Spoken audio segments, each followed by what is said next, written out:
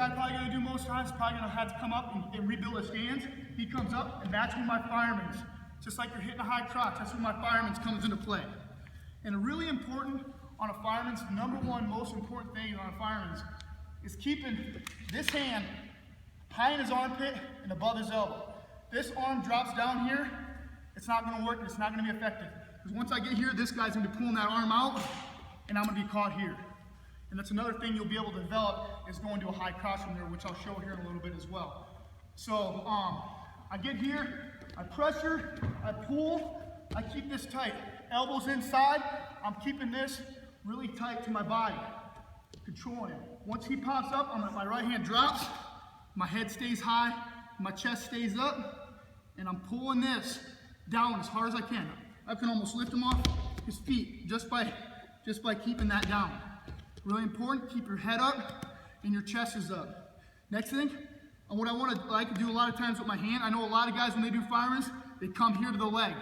It's not, I don't feel as it's effective. It's just like if you're on a guy's leg here, or if you're on a guy's leg here, it's a lot easier to isolate below the knee, correct? So it's the same thing when I hit my fireman's. It's hard, guy can still get his hips back here. When I go here, Rob tried to get, it's a lot harder to get his, because I can control the bottom of his leg as well as the top of his leg. So when I get into my fireman's position here, I like to wrap right around the back of his calf. Head is still up, and I'm pulling this down. Next thing I want to do is bring my left foot inside right to my knee.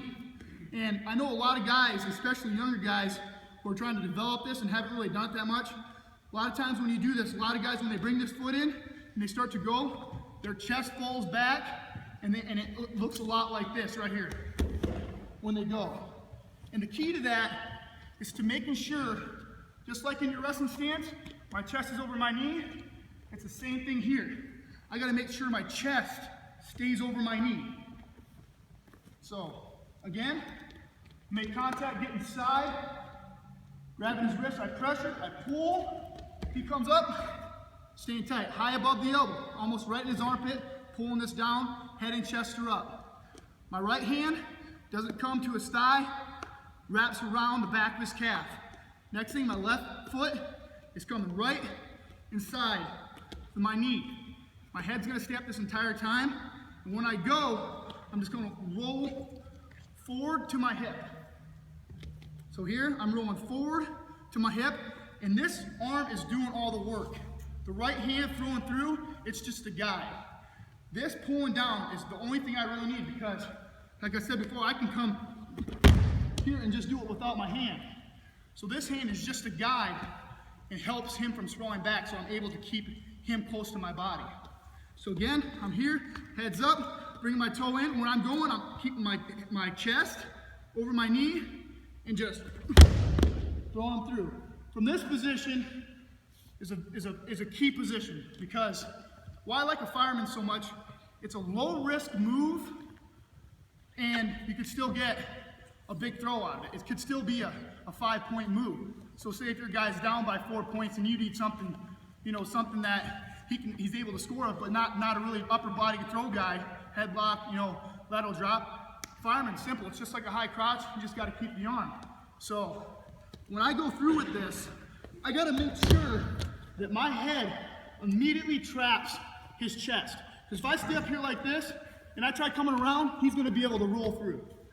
But if I keep my chest, my head on his chest here, it'll be a lot harder for him to roll through. So I want to make sure I keep my chest on his head right when I go through.